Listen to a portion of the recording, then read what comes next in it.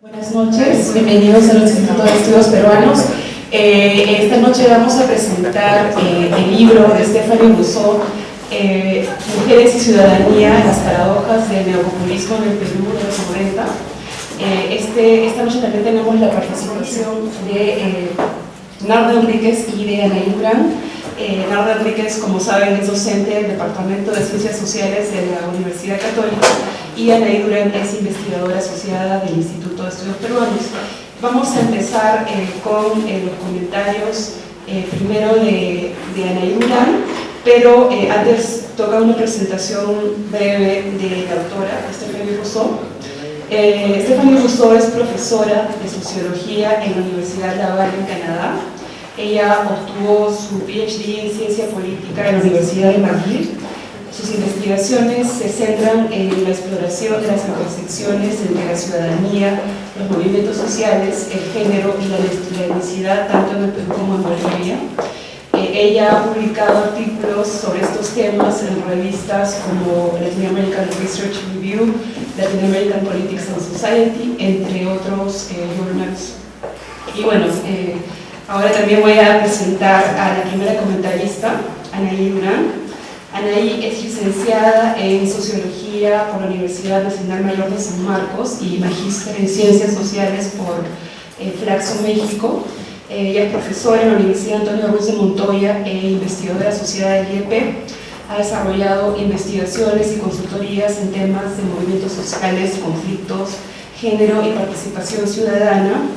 Entre sus publicaciones están una sistematización de la experiencia de participación ciudadana y empoderamiento de la mujer en Junín, y este título, Aquí están los cocaleros, un acercamiento a las protestas cocaleras en el Valle del Río Apurímac, entre otras publicaciones. Entonces, cada comentarista tiene 20 minutos. Anaí.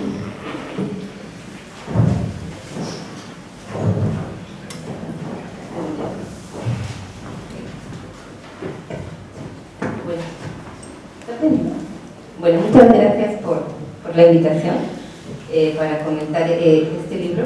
Es un libro que lo he leído completo, me ha parecido así de primera impresión muy interesante por el tema que aborda en primer lugar.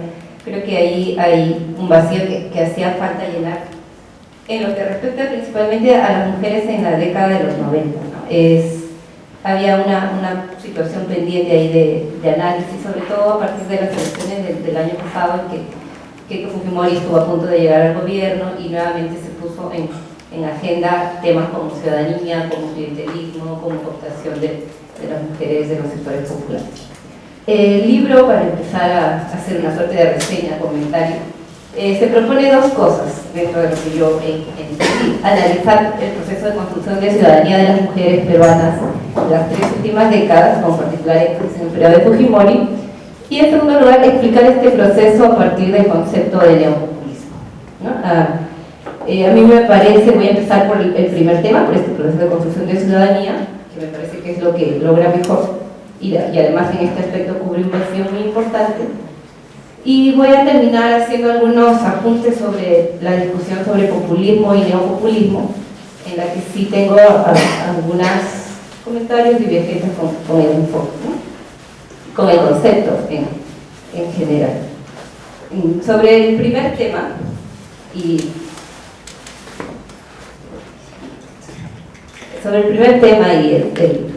el proceso de construcción de ciudadanía de las mujeres, hay en primer lugar una descripción muy rica de este esfuerzo de incorporación de las mujeres a la ciudadanía, ¿no? Que además creo que ahí la autora hace el énfasis a partir del gobierno de Velasco con las similitudes en torno al populismo, pero que hubiera sido importante tomar en cuenta desde que se les da el voto, ¿no? Que se los da también Modrías, que es un dictador, ¿no?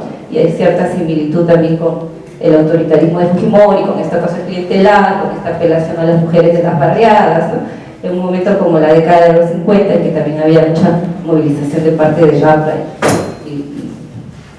en ese momento, ¿no? Entonces ahí hay una línea de reformas a favor de las mujeres en contextos autoritarios que se empieza a delinear, ¿no? Y como mencionaba, es muy interesante este vacío, este abordaje que hace el libro sobre el tema de la construcción política del fujimorismo, por las paradojas que esa década plantea, ¿no?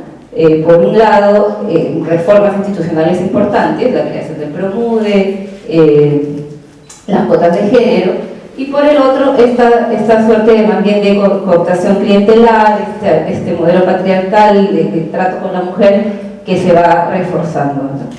Y además las tensiones mismas dentro que plantea esta política, estas paradojas del fujimorismo, dentro del denominado movimiento de mujeres, ¿no? En términos de las tensiones, las dualidades y las contradicciones mismas en el tema, en el espectro feminista, que la autora describe muy bien como esta suerte de tensión entre las mujeres feministas, más bien con una agenda muy centrada en el cuerpo, en el género, y más vinculada también a aspectos internacionales, frente a esta agenda, a estas aperturas que da el régimen en términos de institucionalidad de derechos, sin necesariamente afianzar democracia, ¿no? Es una tensión que se ve ahí y que, como mencionaba también, en las elecciones pasadas volvió a ponerse en evidencia, ¿no? El fujimorismo volvió a hacer gala de su cercanía con los sectores populares, ¿no? Que a través de los comedores, sobre todo de la movilización de las mujeres, casi como un sector que les pertenece, ¿no? Y mientras había una agenda feminista que cuestionaba más bien temas como las esterilizaciones forzadas y otros asuntos que a estas mujeres movilizadas a favor de Keiko Fujimori parecía más bien no darle mucha importancia o resonancia, ¿no? Entonces esa vigencia del tema y de las tensiones en la construcción de ciudadanía de género creo que es algo muy importante.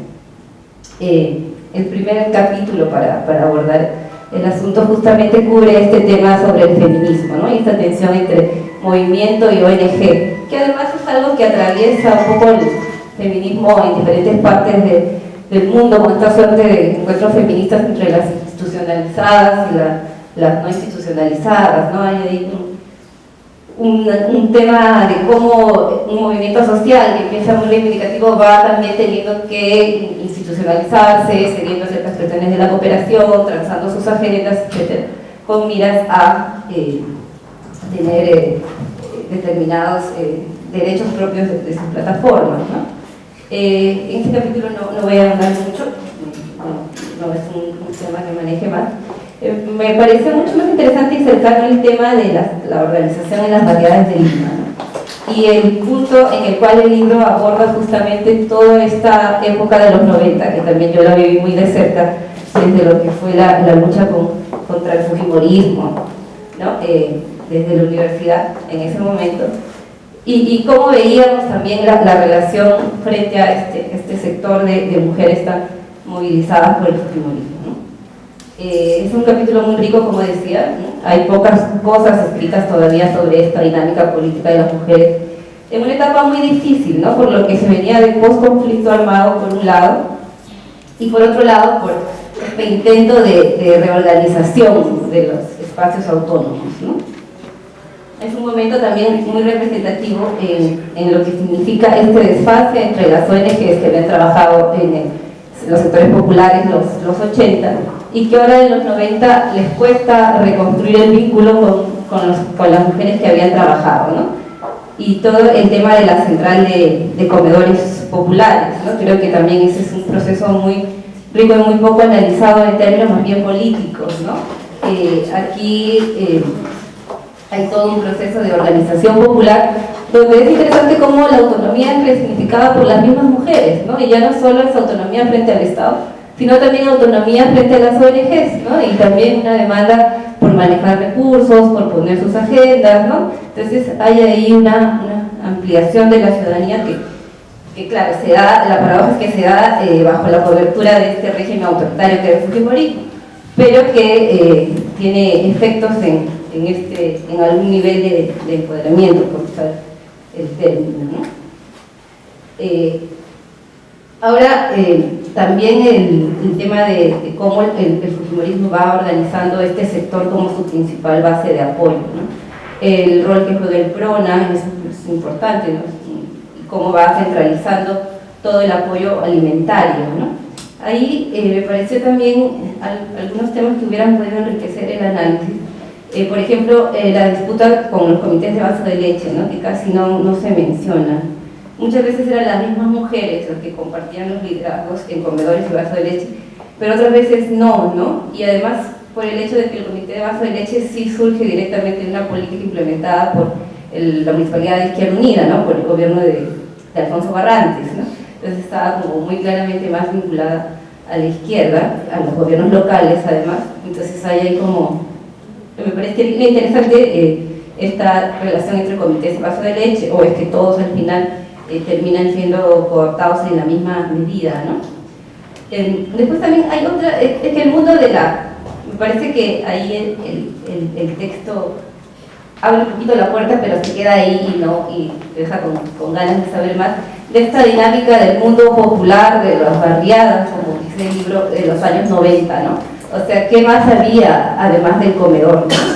Y qué otras disputas se estaban dando también alrededor del comedor, ¿no? Porque los comedores populares, además de autónomos y de estos más vinculados al Estado, congregaban otra serie de actores, ¿no? ONGs feministas, pero también ONGs vinculadas a la Iglesia, ¿no? Sobre todo este sector, digamos, ligado a la teología de la liberación, ¿no? Estaba en plena disputa entre el CEAS y la línea de Cipriani, que venía además avalada por Fujimori, ¿no? Y ya sabemos quién ganó. Entonces también había a este nivel de las barriadas, de los sectores populares, una disputa que se estaba dando, en los cuales las mujeres eran un centro justamente de disputa, ¿no? Entonces, como hay varias capas ahí de discusión, de reposicionamiento, ¿no? Y otro tema que hubiera sido interesante, porque como mencionaba, la década de los 90 fue una década que para algunos fue de mucha movilización, y yo recuerdo, bueno, en ese momento también se hablaba mucho de la movilización de los estudiantes en ese momento, nuestros esfuerzos por acercarnos a las mujeres de los comedores populares como estudiantes universitarios y que se sumaran de alguna manera a las movilizaciones contra el fujimorismo que se hacían en ese momento, ¿no? Visitábamos muchos comedores, nos reunimos con la señora Relinda Sosa, y había un momento en el cual no se podía pasar la valla, ¿no? Y creo que ahí las cuestiones explicativas tienen que ser, digamos, más audaces en términos de qué estaba pasando, ¿no? Qué identificaciones estaban operando, ¿no? Y quiénes eran esas mujeres que estaban siendo movilizadas por el fujimorismo, ¿no? O sea, cómo, qué subjetividades, qué cosas más simbólicas estaban en juego. Porque justamente, y aquí entro a la siguiente parte, la explicación que se da en este modelo de construcción de ciudadanía condicionada hace referencia a una matriz neopopulista que gestionaba el gobierno, ¿no? Y yo creo que justamente ese concepto es como una suerte de camisa de fuerza para profundizar, para ahondar más en el análisis, ¿no? También este tema del fin institucional, el promude de los cuotas de género, eso me pareció muy bien planteado, como todo el fujimorismo construye una arquitectura de género, ¿no? Muy favorable a los derechos de la mujer y muy en consonancia con la agenda internacional, ¿no? Entonces, esta es una de las paradojas que justamente se mencionan. El primer ministerio de la mujer en toda Latinoamérica, ¿no? También las cuotas de género abarcan a nivel local, ¿no? Y además esta suerte de apertura a mujeres en puestos de responsabilidad pública, ¿no? Como alta gerencia, como la SUNAT, entre otros, ¿no? Y la promoción de líderes mujeres también, como la señora Puriza, Marta Chávez, etc. Entonces, esto me parece que es el último capítulo, justamente es bien importante. Y ahora sí entro un poco al tema del neopopulismo como la variable explicativa principal de esta forma de construcción de ciudadanía condicionada que se da en la década de los 90, ¿no? Y yo me preguntaba, después de leer el libro, o sea, ¿qué tanto estaba aportando este concepto para explicarnos la construcción de ciudadanía de las mujeres? Porque el libro tiene muchas aristas, describe muchos procesos que bien podrían explicarse sin necesariamente apelar a este concepto de neopopulismo, ¿no? Y creo que esto refiere a lo intrínsecamente difuso y debatido que ha sido el concepto neopopulismo, y más aún su utilización para caracterizar al régimen fujimorista, ¿no? Bueno, el libro define al neopopulismo, que es en realidad una variante del populismo, como un modo específico de articulación política que emana de y se consolida en contextos altamente inestables de orden institucional, ¿no? En ese sentido, la categoría unificadora pueblo se crea en el acto de representación, y además el populismo es frecuentemente hallado en diversos contextos históricos e ideologías políticas, ¿no?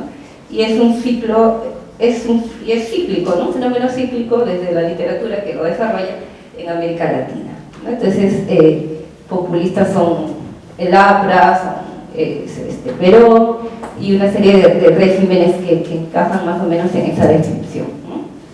El neopopulismo es un término que se usa justamente para caracterizar los regímenes que se dan en América Latina en los 90, ¿no?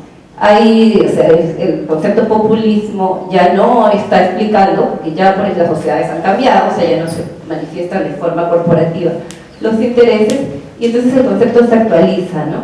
Y ahora hay más bien una suerte de utilización del populismo para implementar reformas neoliberales que implican movilización de sectores populares, ataques a la sociedad civil, clientelismo, ¿no?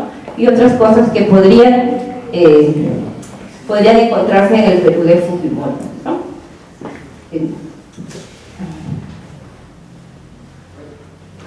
Hasta ahí es un concepto además que ha sido trabajado por una buena vertiente de la literatura, pero entre algunas críticas que se le hace y que yo más o menos comparto, es justamente su capacidad explicativa, ¿no?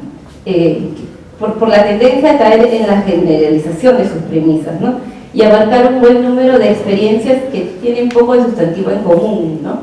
Entonces, neopopulistas pueden ser regímenes muy disímiles, como el de Chávez, como el de Fujimori, como el de Alan García, como el de Uribe, etcétera, ¿no? Y este intento abarcativo pues, termina quitándole algo de consistencia, ¿no? Si prácticamente casi todos son neopopulistas, ¿quiénes no lo son?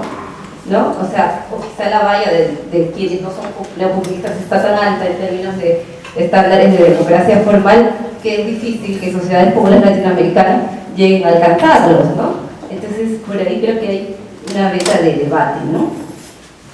Entonces, esta presentación del populismo y ahora del neopopulismo como una opción permanente en la política latinoamericana, con independencia de otras configuraciones más bien históricas, ¿no? Como la configuración de las clases, los actores sociales, del desarrollo y de la estructura internacional también de poder, ¿no? Entonces, esto justamente nos lleva a pensar si este es el concepto más adecuado para caracterizar al régimen fujimorista y a partir de ahí entrar a ver cómo, a analizar la construcción de la ciudadanía de las mujeres, ¿no? Para la autora, pues sí hay aspectos como el liderazgo personalista, el carisma, el consentimiento no institucionalizado de atributos nucleares del populismo histórico, ¿no? Además, el neopopulismo suma el clientelismo no de modo corporativo, sino como masa movilizada, en este es el caso de las mujeres, ¿no? Pues quizá la caracterización del régimen no me parece tan trascendente, ¿no? Y sí, definitivamente comparte estos aspectos, pero hay otros que no necesariamente, ¿no? O sea, si evaluamos al fujimorismo como un régimen autoritario neoliberal, estamos ahí está dejando de lado una maquinaria más organizada que organiza, que también hay artífices de este cuerpo, de estas maquinarias que se organizan del fujimorismo para delinquir, porque el tema corrupción en el fujimorismo es algo que el libro no menciona, ¿no? Y tampoco figuras como Montesinos, que son claves para entender el régimen, ¿no? Entonces, y otras que además arman esta base de operadores, ¿no? O sea, no es solo el caudillo que moviliza, ¿no? Es una serie de operadores políticos a distinto nivel que terminan movilizados, ¿no? Entonces, hay algunas variables que creo el neopopulismo deja fuera, ¿no? Justamente Quijano critica este concepto la reducción del populismo y del neopopulismo al discurso, manipulación y control de masas, ¿no? Porque dejan fuera un tema crucial como son los intereses sociales en juego y relaciones de fuerzas políticas entre tales intereses, ¿no? O sea, pese a esta aparente desorganización, a esta aparente ausencia de partidos, había juegos políticos e intereses en estos distintos sectores de mujeres organizadas. Y el libro da cuenta de varios de ellos, ¿no? Esta tensión entre las ONGs feministas y el mundo más bien de las organizaciones sociales de base, ¿no? Este distanciamiento que parece tan dicotómico, ¿no? Pero nos impide ver qué había más allá de eso, ¿no? O sea, en términos, como mencionaba, por un lado, de subjetividades que estaban en juego, ¿no? De trayectorias también de vida, de organización que tampoco se toman en cuenta, ¿no? Entonces creo que ahí el llevar la explicación hacia el neopopulismo no necesariamente es la vía que podría llevarnos a profundizar un poco más, ¿no? En todo caso, creo que es bueno poner el concepto en debate, porque muchas veces al momento de analizar el fujimorismo tiende a decirse, es un régimen populista, un régimen neopopulista, y no se profundiza qué hay más detrás del concepto, ¿no? Yo creo que además el concepto populista y neopopulista, su vertiente neopopulista, tiene un fuerte componente, no sé si despectivo sea el término, pero sí de una mirada poco proactiva de las clases populares que están organizadas, que despliegan determinados niveles de organización, ¿no? Yo sé que la intención de la autora quizá no ha sido esa, pero digamos que justamente parte de una serie de condiciones, de tributos que debe tener la democracia procedimental y la democracia formal, que tiene una matriz bastante referencial occidental, ¿no? Yo creo que la sociedad política suele ser más compleja, ¿no? Entonces hay otros enfoques, otros abordajes que quizá también podrían aportar al asunto, ¿no? Y sobre todo cuando se trata de un tema como el de las mujeres, donde la consecución de derechos siempre ha sido un proceso complicado, ¿no? De dar, de entregar, ¿no? de negociar, ¿no? De entregar una cosa y quitar otra, ¿no? Como se les entrega cuotas de género y se les quita autonomía por otro lado. Entonces, eso creo que es un tema muy interesante, ¿no? Bueno, como conclusiones, ahí quiero, como mencionaba, solamente destacar estas consecuencias paradójicas que detalla la autora, ¿no? Y que creo ponen una agenda para continuar analizando respecto a la situación actual de los derechos de la mujer, ¿no? Ahora, por ejemplo, que todos los programas sociales descansan tanto en la acción de la mujer y en su mano de obra gratuita, ¿no? O sea, los programas de transferencia condicionada tienen a las mujeres siempre como la responsable de llevarlos a cabo, de sacar a la familia a comer. Entonces, justamente me parece muy interesante cómo se plantea la mujer y el género, ¿no? Desde esta construcción de ciudadanía, ¿no? Ahora esta ciudadanía con inclusión, cómo está pensando a las mujeres, ¿no? Entonces, por ese lado, igual con el tema de los derechos sexuales y reproductivos, el tema del aborto, ¿no? Ahí me parece muy interesante también cómo la autora plantea todo. Fujimori termina siendo el abanderado de la planificación familiar, y esto también es paradójico dada su cercanía con la Iglesia católica, ¿no? Pero como una forma también de pelearse con otros sectores, termina llevando a cabo estas políticas de educación familiar que después son muy cuestionadas, pero que en su momento tienen también apoyo del movimiento feminista, ¿no? Entonces estas paradojas y estas contradicciones que finalmente nos muestran una construcción de la ciudadanía de las mujeres accidentada y difícil, ¿no? O sea, donde el límite entre la autonomía y el límite entre la decisión es complejo, ¿no? O sea, y creo que ahí lo rico de esto es ver esta participación de los sectores populares, ¿no? O sea, en cualquier régimen político, ¿no? O sea, así caractericemos al fujimorismo como neopopulista o como autoritarismo neoliberal, ¿no? Ahí creo que lo sustantivo es justamente este este proceso de organización, ¿no? Y cómo se van abriendo brechas de construcción de ciudadanía en ese tipo de contextos, ¿no? En ese sentido creo que el libro sienta un precedente importante y que merece ser continuado, ¿no? Creo que ahí hay una agenda para hacer estudios también a profundidad de varios de los temas que se plantean. Yo mencioné uno, que era el de las mujeres de las barriadas, ¿no? Y toda esta década del 90, cómo se hizo política en los sectores populares de Lima, ¿no? Que creo que también es un tema pendiente. Y mencionaba algo que quizá en los 70 se pudo subsanar de una manera más fácil gracias a la ideología, ¿no? Pero es este acercamiento entre distintos sectores, estudiantes, mujeres, etcétera, ¿no? Y que en los 90 no se da, ¿no? Y que terminan habiendo compartimentos estancos muy definidos de quiénes están de acuerdo con el fujimorismo y quiénes no. Creo que eso es algo que se vivió en ese momento.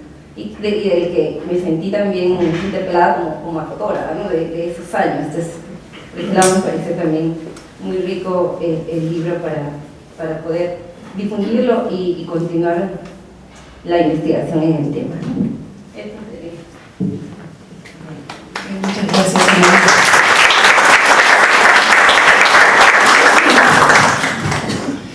Bueno, ahora tenemos los comentarios de Narda Enríquez. Narda Enríquez es socióloga de la Universidad Nacional Mayor de San Marcos y doctora en Sociología en la Escuela de Altos Estudios de París. Ella ha sido decana nacional del Colegio de Sociólogos del Perú e investigadora de la CBR en relación a la perspectiva de género. Es profesora principal del Departamento de Ciencias Sociales de la Universidad Católica. Entre sus publicaciones se encuentran cuestiones de género y poder en el conflicto armado en el Perú, estudios sobre el movimiento para que no se repita el Perú, balance de la experiencia, entre otras publicaciones. Narda, tienes 20 minutos. Me tomas el tiempo, por favor, porque en verdad quiero agradecer la oportunidad a Stephanie por el IEP, porque creo que el IEP hace algo que debería comprometernos a todos, que es tener una serie sistemática de publicaciones sobre estos temas. Entonces, por favor, permítanme a todos los miembros del IEP que toman estas decisiones en felicitación por hacer posible que tengamos la publicación de Stephanie en nuestras manos y la oportunidad de comentar el libro,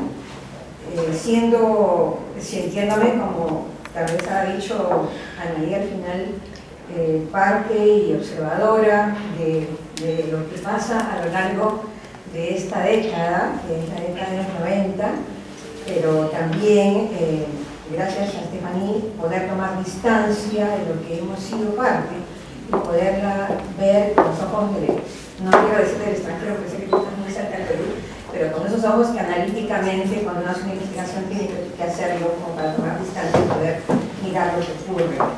Y creo que eso es un mérito, y le agradezco a ella por el libro, por el esfuerzo de los años que ha dedicado a esta investigación y también por la manera en que nos invita a saldar cuentas sobre lo que no se ha hecho todavía y, como ha dicho Nayib, con lo que tendríamos que hacer, sin embargo. El libro, como una invitación, un comentario de los libros, es una invitación a la lectura, ustedes lo tienen afuera. Este libro que se llama Mujeres y Ciudadanía, las paradojas del neopopulismo en el Perú de los 90, creo que nos muestra una difícil combinación que en la academia se aprecia mucho, que es tratar de dialogar desde la teoría y de la investigación sistemática con lo que está trabajando como realidad que pone en cuestión.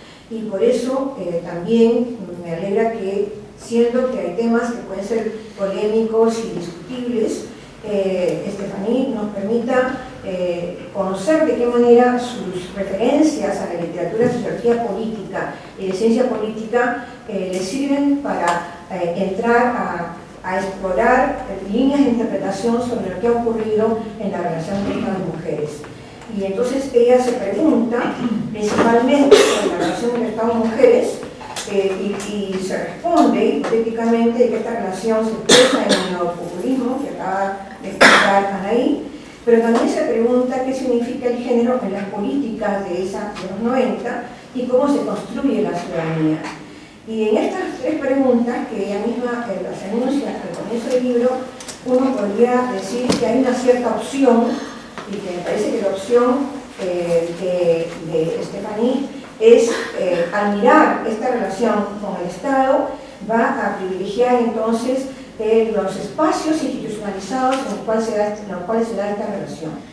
Y eso tal vez es lo que la lleva a ella a enfatizar la dimensión neopopulista del trabajo, porque también a mí me queda la pregunta de, son políticas neopopulistas, pero es un régimen que termina siendo autoritario. Entonces, tal vez estas otras preguntas sobre la relación entre el régimen y las mujeres no quedan suficientemente respondidas porque no ha sido su preocupación central, aunque a nosotras, digamos, nos interpela permanentemente saber que hay logros y que esa paradoja que ella señala están ahí presentes constantemente en esta década. Entonces, no podemos dejarlo de lado, pero ella lo deja a propósito, porque al final del libro lo retoma. Entonces, uno se queda con que quisiera un capítulo más para ver qué más nos puede decir sobre eso. También hay otra entrada que me parece interesante, que la enuncia al comienzo y no la retoma, que es la transición. Las mujeres y la transición. Y está pensando en la transición de los 70, no está pensando en la transición de los 90 al 2000. Porque yo creo que algunas de sus afirmaciones sobre lo que pasa con las mujeres en la transición, como ella dice, no son las que se ve en la política convencional. También ocurriría lo mismo, pero de otra manera a fines de los 90. Porque también hubo una presencia muy importante y no necesariamente las mujeres vuelven a la marginalidad después de esa transición, sino se mantienen en una cierta capacidad de interlocución política. Entonces, esta relación con el momento, los 90, antes de una transición y después de la transición, creo que los tiempos de largo ciclo como que me han motivado esta reflexión que obliga la pregunta sobre la transición a planteársela. Y un último punto en ese sentido es el marco de la modernización y la democratización. Y también hacia el final vemos cómo la democratización va ganando espacio y la modernización va perdiendo. Y tal vez lo que está ocurriendo, y eso es lo que me parece que sugiere el libro, es que la modernización y la expansión de derechos que el movimiento de mujeres en sus distintas vertientes trata de lograr en los años 90, es lo que uno ve como la expresión de esos resultados que analiza en los tres capítulos que nos va a mostrar. Un proceso de modernización acompañando con un régimen, entre comillas, neopopulista, con esta afirmación autoritaria, pero que sin embargo permitió ese espacio para la expresión y ahí ya no es Stephanie, discúlpame la digresión, esa es una afirmación que yo he hecho varias veces, el feminismo cumple el papel que el Partido Liberal que hemos tenido en mi grupo, que es promover esos derechos. Entonces, creo que sí podemos ver a lo largo del recorrido del libro, en los varios capítulos, un análisis muy detallado, muy pormenorizado, que hace mucha justicia al tiempo que ella ha dedicado a las muchas entrevistas que ha hecho con mucha gente que ha trabajado en los distintos circuitos que ella analiza. Y me parece que nos brinda un material muy sistemático en el que no solamente hace una descripción sobre esos logros, esas limitaciones y esas paradojas, sino en que se va interrogando desde el punto de vista de los procesos políticos, qué significa esto en términos de la presencia política, de la organización política, de la agenda política. Y me parece que esa es un poco el aporte del trabajo. Además, cuestionando algunos términos de la política convencional, tal vez otros los deja pasar, pero yo quisiera subrayar algunos de lo que ella plantea y dialogar con Stephanie con algunos de los que yo quisiera plantear también. Porque esta oportunidad a uno le brinda una visibilidad, sobre todo de jóvenes en el público, tal vez no han vivido los problemas. Aquí lo que ha dicho Anaí es un lado de eso, pero hay otros lados que título de rescatar del libro. De repente lo que uno ve, dice ella, es esta relación entre oportunidades y agencia. O sea, el fujimorismo en los 90 pudo ser oportunidad y la agencia es la agencia de las mujeres. Yo quisiera darle más fuerza a esa agencia, porque ella le da la fuerza del actor político, que francamente creo que es otra mirada que es interesante, porque nosotros en el Perú tendemos a decir que fue un actor social, no tanto un actor político. Entonces creo que aquí está poniendo ella esta capacidad de las mujeres de hacerse un actor político a pesar de las dificultades que se van a encontrar en términos organizativos y en términos de, digamos, solidez institucional para que eso se consolide. Entonces, yo diría aquí un par de cosas que quisiera agregar, porque los casos que ella señala, los 3 casos, y por eso es más una invitación a la lectura, los detalles de esos casos no los voy a plantear, es el feminismo, las organizaciones populares a partir de comedores, porque en comedores se encuentra que hay una vertiente de construcción ciudadana que se puede discutir, y la participación en los procesos electorales de las mujeres. Estos 3 casos son los que están analizados, y en términos de la ciudadanía señala un paralelismo que en otros textos y en otros trabajos también se ha señalado. El feminismo va por el lado de los derechos civiles y políticos, y las organizaciones de mujeres populares van por los derechos sociales y económicos. Y este paralelismo lo hemos señalado, hemos encontrado, creo que ella también dialoga con las lecturas donde se hace este énfasis, para decir que hay periodos en que estos son líneas divergentes, aunque ha habido momentos convergentes. Esto es muy interesante porque en el Perú, a fines de los 70, comienzos de los 80, el tema ciudadanía, el tema derechos, no estaba necesariamente puesto en la agenda. Es a lo largo de los 80 que el tema de los derechos se pone en la agenda. ¿Y quiénes son? Son las mujeres y la violencia política. Entonces, cuando ya llegamos a los 90, la agencia que encuentra Fujimori, por eso yo digo Fujimori encuentra su oportunidad también, no es que las mujeres encuentran su oportunidad en Fujimori solamente, sino que también Fujimori encuentra su oportunidad en todo lo que venía desde atrás, como tú mismo reconoces, en los 20 años. Y esta, yo me acuerdo mucho de la frase de Carlos Iván de Gregorio, dice, el feminismo es la única revolución triunfante del siglo XX. Pero se refería a estas conquistas, de los derechos liberales, no de otros derechos necesariamente, porque efectivamente en el periodo Fujimori y con el Sendero Luminoso, que también está señalada en el libro, que yo creo que es el otro lado que yo quiero comentar un poquito de la agencia y la oportunidad. La agencia y la oportunidad tendría que tener esta cierre de oportunidades y reelaboración de oportunidades.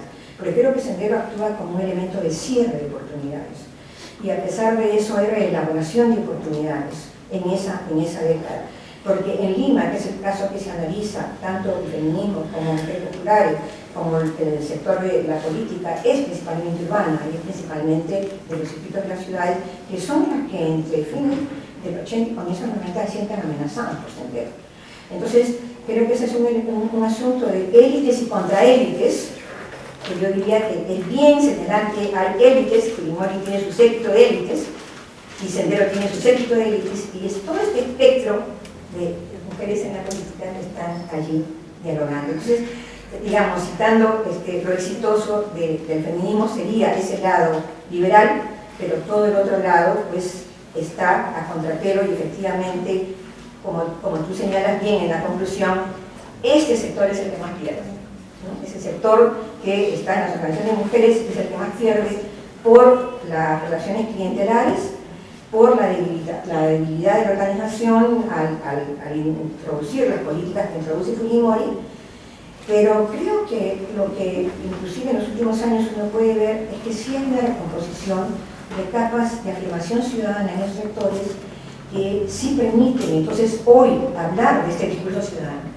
O sea, creo que hoy sí hablamos de ese discurso ciudadano porque en todos los sectores sociales, y no solamente el feminismo y la clase media, hay esta reelaboración de los derechos como un discurso de ciudadanía. Y eso me parece que es un producto que viene de atrás y que no se expresaba tan claramente en ese momento que analiza Estefaní, sino más bien, yo diría que más bien ahora. La demanda de derechos no va acompañada del discurso de ciudadanía, aunque la práctica y la política, el análisis político sea lo mismo, pero no va necesariamente acompañada de eso, ¿no? Ahora, yo quisiera, no voy a entrar en los detalles, me parece que la discusión sobre la participación política y los logros en el Congreso muestran cómo sí hay el espacio de la negociación y la construcción del diálogo político permite logros en leyes, y eso, aunque después no se cumplan algunas de ellas, pero como si hay estos logros.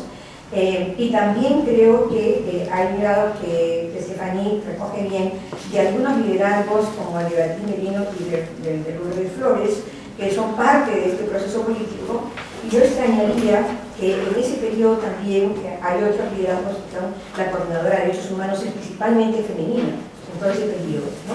Entonces pienso que desde la sociedad civil hay otros liderazgos que también tendrían que haber tenido un lugar ahí.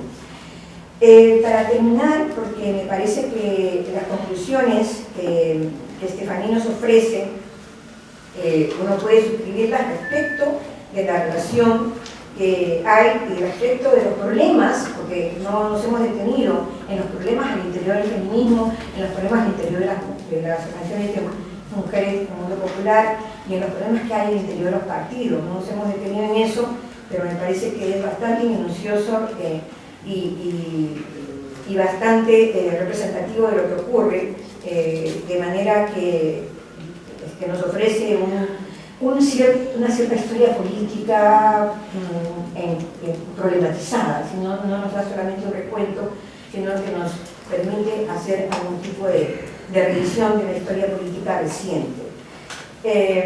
Inclusive de lo que va cambiando en la opinión pública, porque nos dice algunos aportes de las encuestas que se van haciendo en distintos momentos. Y todos recordaremos tristemente cómo se aplaude a Fujimori y Beijing y cómo a la vez están apoyando la ley de estabilizaciones que luego va a repercutir en las elecciones recientes que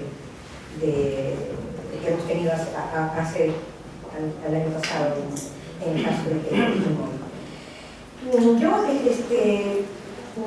como conclusión, yo quiero recordar algo que ella dice: la participación política de las mujeres del 80 al 2000 parece haberse visto favorecida por periodos en que se encuentra la democracia más amenazada y se caracteriza al gobierno Fujimori, pues entonces también, ahí sí cita que se me caracteriza como autoritario, pero a pesar de eso parece que la participación política efectivamente fue favorecida en este periodo. Esta afirmación me parece que uno puede suscribirla. Yo lo único que diría es que no es solo por la apertura del fujimorismo. Me pregunto si con otros gobiernos hubiera pasado lo mismo por la maduración de la movilización de las mujeres en los 20 años anteriores. Pero lo que sí me parece que es un gran aporte, y como conclusión quiero también subrayar lo que tú señalas, Estefaní, sobre cómo Fujimori consolidó una clientela y cómo logró la división de las organizaciones de mujeres, porque sin duda hubo una división que sufrimos, que hemos estado en el entorno, en el feminismo, y hubo divisiones en las organizaciones de mujeres. Una división de la cual ha costado mucho recuperarse, y en cierto modo se ha recuperado, pero no totalmente. Pero la pregunta que a mí me queda es en términos políticos. ¿Qué otras reflexiones podemos tener en términos políticos? Porque el espectro que nos muestra el libro es que el espectro que se abre es del lado del sector conservador, donde acoge a estas mujeres. Y la propia Beatriz y la propia Lourdes tienen un margen de maniobra muy reducido, ¿no? Entonces, queda una paradoja más, que es el feminismo y el movimiento de mujeres, que ha luchado tanto por los derechos, no es el portavoz de las políticas de estos derechos, no son las portavoz de las políticas de estos derechos. Entonces, no siempre los gestores de los planteamientos son los que van a ser los interlocutores de esto, pero en términos de propuesta política me queda la duda de si todas estas canales son a través de los partidos, y si a través de los partidos solo llegan porque están cerca del líder y no porque están en una militancia institucionalizada de partidos. Porque eso se vería tanto en el caso de Fujimori, como en el caso de Toledo, como en el caso de Humala. O sea, es acaso la cercanía al líder la que hace que estas mujeres están participando desde Fujimori hasta ahora, y no tanto la institucionalización de las mujeres en el partido. Entonces, tal vez el lado de la sociedad civil va a seguir cumpliendo para las mujeres ese papel de desde allí ser las interlocutoras de la política. Lo único que quiero decir, porque creo que eso sí es algo que muchas veces lo hemos mencionado, pues, nos hemos interesado en la relación entre mujer y política, es el famoso video, Estefaní, y eso lo he buscado, a ver, de repente se me pasó y te pregunto, el famoso video de Montesinos, cuando se le ve entregando dinero, que fue el que desencadenó la caída de Fujimori, Allí Montesinos habla de las mujeres con masa en el libro. ¿No? Entonces, en el esquema político de Fujimori, yo diría, si hay una conciencia de un régimen como Sendero Luminoso de cooptación y de control, que tú lo dices, pero que va más allá de solamente el neopopulismo clientelar. Yo creo que allí sí hay una intencionalidad política de subordinación de un sector social, de los rasgos autoritarios que al final el libro señala, ¿no? Bueno, yo de nuevo quiero agradecerte la oportunidad porque creo que nos va a estimular, ojalá, no solo a mí, sino a mucha gente, a seguir esta línea de trabajo.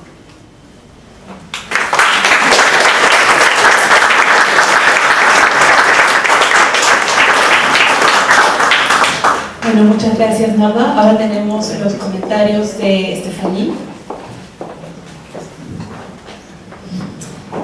Gracias, Tania. Primero quiero agradecer a las dos comentaristas que han tenido la ardua tarea de leer el libro y de pensarlo y de compartir muy generosamente sus ideas sobre esta contribución que ha ido creciendo desde el año 2000 hasta hoy día, pasando primero por la etapa de ser una tesis de doctorado y luego de ser publicada en inglés y otra vez tomando otra forma en este libro que me da mucho gusto presentar aquí, porque en el fondo lo que uno hace sobre un tema es para que los que están realmente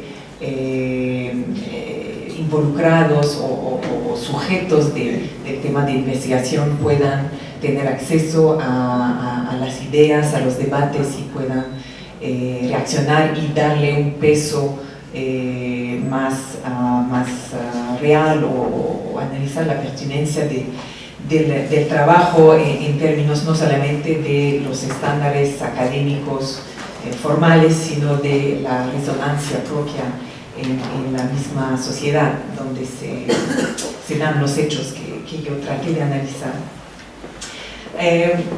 Voy a tratar de responder a unos temas que se han mencionado, pero obviamente no voy a hablar de todo lo que se ha discutido.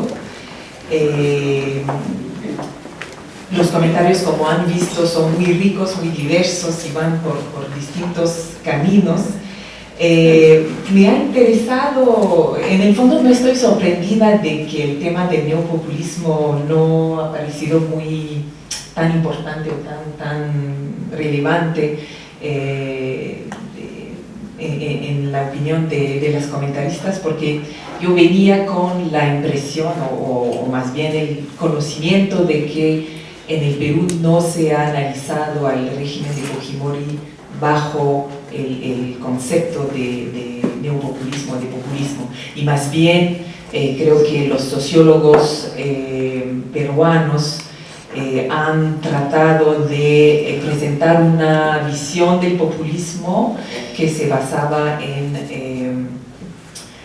las experiencias de populistas anteriores, como por ejemplo el régimen de Velasco, o incluso en general la propuesta histórica de Lapra, que obviamente en términos de contenidos, de políticas, de instituciones, de mecanismos de participación, de representación, son muy diferentes en relación a lo que ha presentado el régimen de Fujimori. Quiero tratar de justificar un poco por qué me pareció importante discutir de la época de los 90 en Perú a través del concepto del neopopulismo. Primero, clarificando el hecho de que para mí no ha sido necesariamente una variable explicativa. Es decir, yo he tratado de entender la dinámica de la relación entre el Estado y la sociedad civil, básicamente las organizaciones de mujeres y feministas y las mujeres en la esfera política formal, a través del concepto de neopopulismo, principalmente porque me parecía que era una manera de romper la dicotomía que se solía, sobre todo en la época en que empecé a escribir y a pensar este estudio, la dicotomía entre autoritarismo y democracia.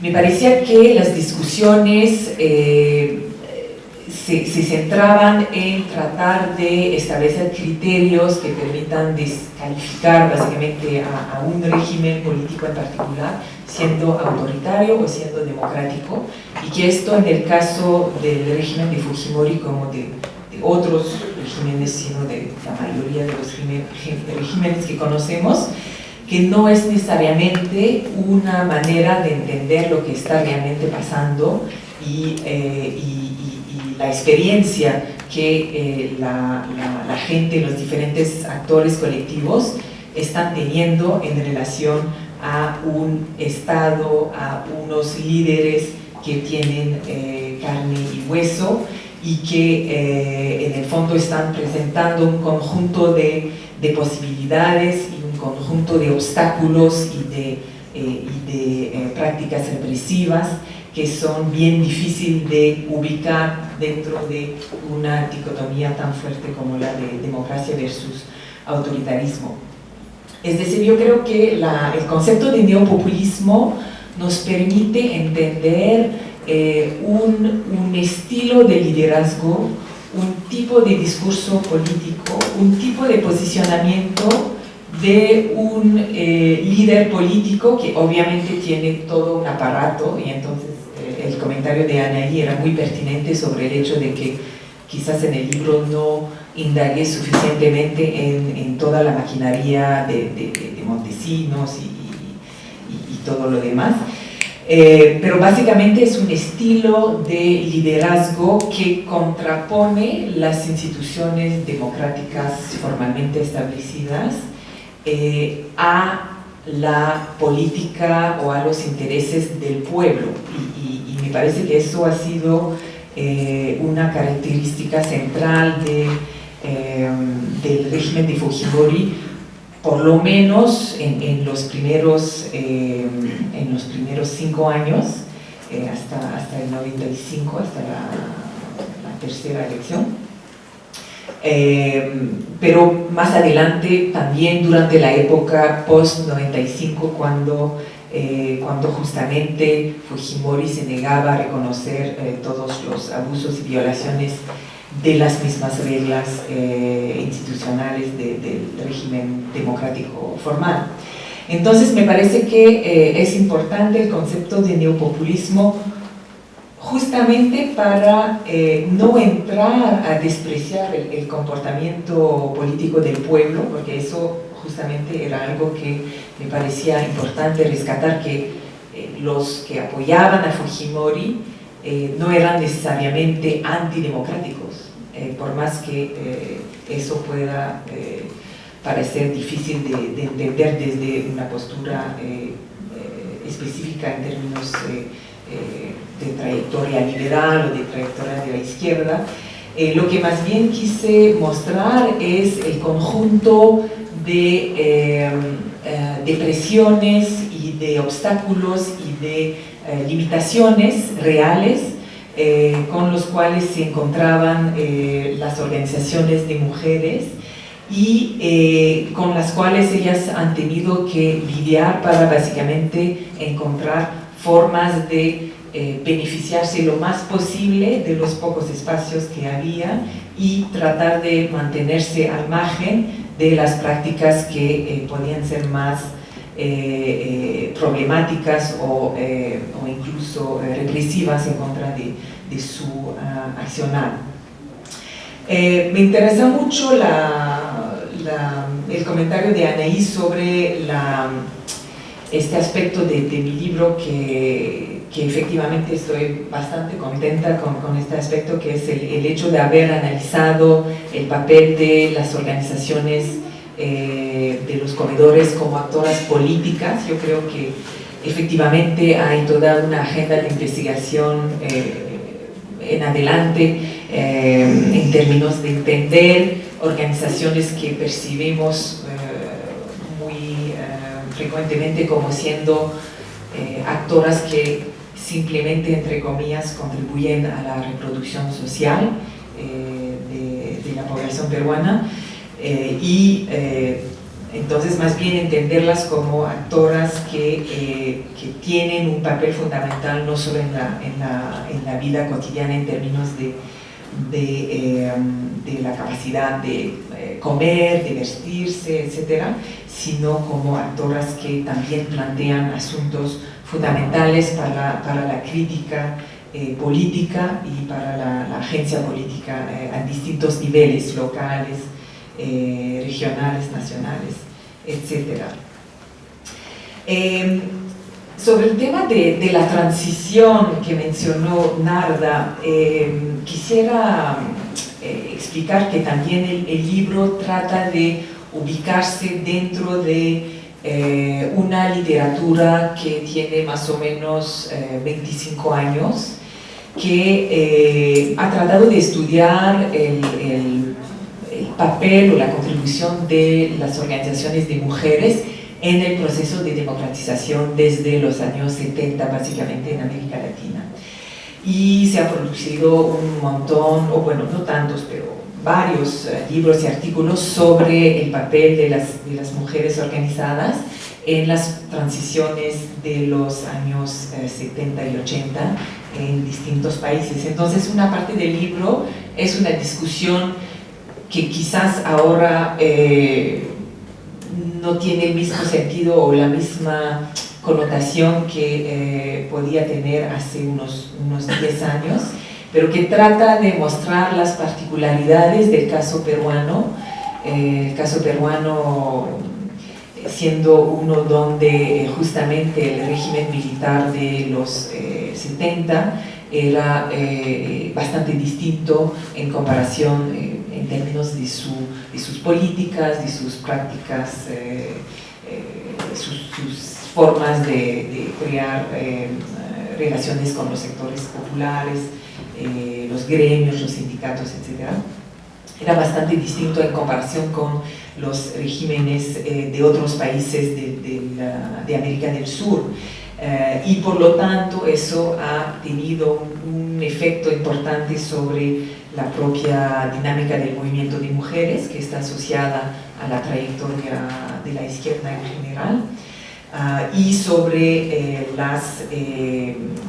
la dinámica misma del momento en que se forma el régimen democrático del 79. Entonces, cómo es que las mujeres se han relacionado con esta época importante, y yo la explico como importante en términos de la falta de consolidación de la democracia en el caso peruano, que es parte de los problemas que surgen en los 80 y que desembocan básicamente en el gobierno, en la elección de Fujimori.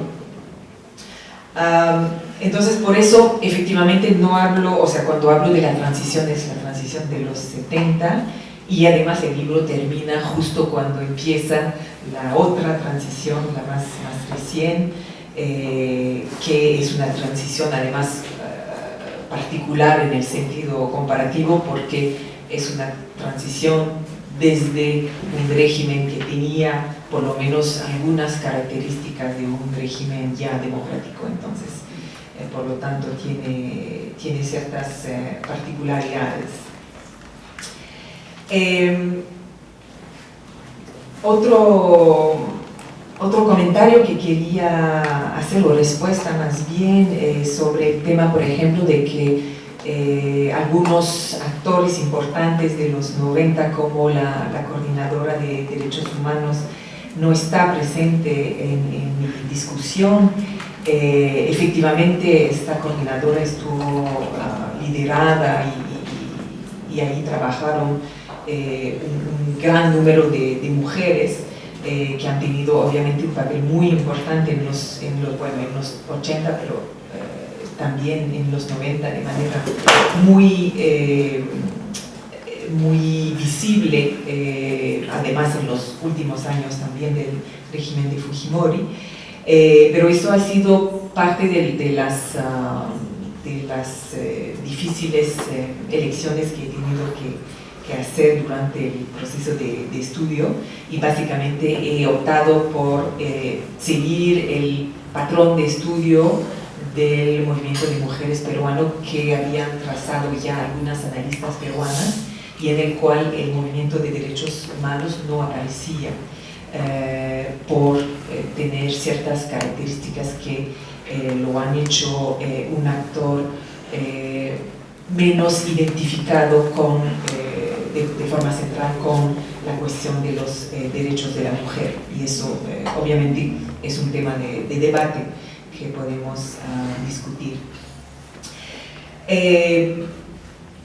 Finalmente, antes de agradecer a algunas personas que quiero agradecer aquí, que solo quería mencionar que no estaba enterada de este video, bueno, del comentario de Montesinos en este video, y que me parece bueno, muy pertinente para la discusión que planteo en mi libro, pero que yo interpreto como en el fondo confirmando lo que estoy diciendo en mi libro, y no, o sea, porque es bastante obvio en el libro que todo eso es bien intencional, y esta cuestión de utilizar el tema de género por parte del régimen de Fujimori no es necesariamente por parte de una convicción, sino obviamente por parte de una serie de oportunidades de desarrollar o tratar de desarrollar una imagen positiva, incluso de aumentar a cierto nivel su prestigio democrático a través de levantar algunos aspectos relacionados a los derechos de las mujeres. Antes entonces de terminar, quiero agradecer un número de personas que han sido importantes tanto al momento de la investigación que yo llevé a cabo en el 2000-2001, sino después para la preparación de este libro, y para que ustedes puedan tenerlo en sus manos hoy día.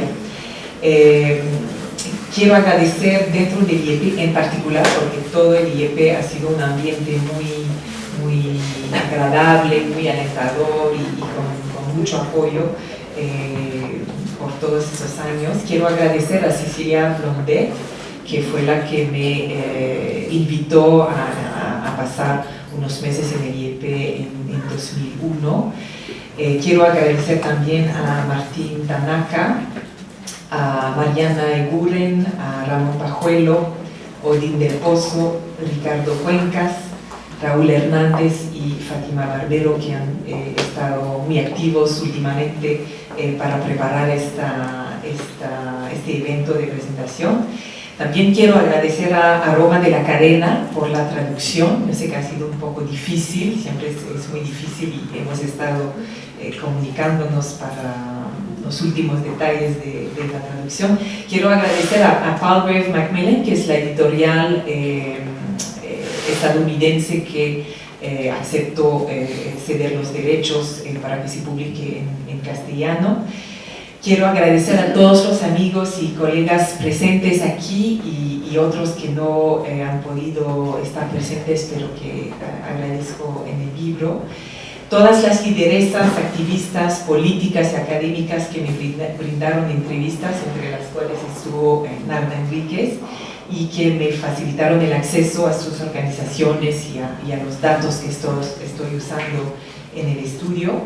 Y últimamente quiero agradecer a mi familia, a mi esposo y suegra que están aquí presentes. Muchas gracias.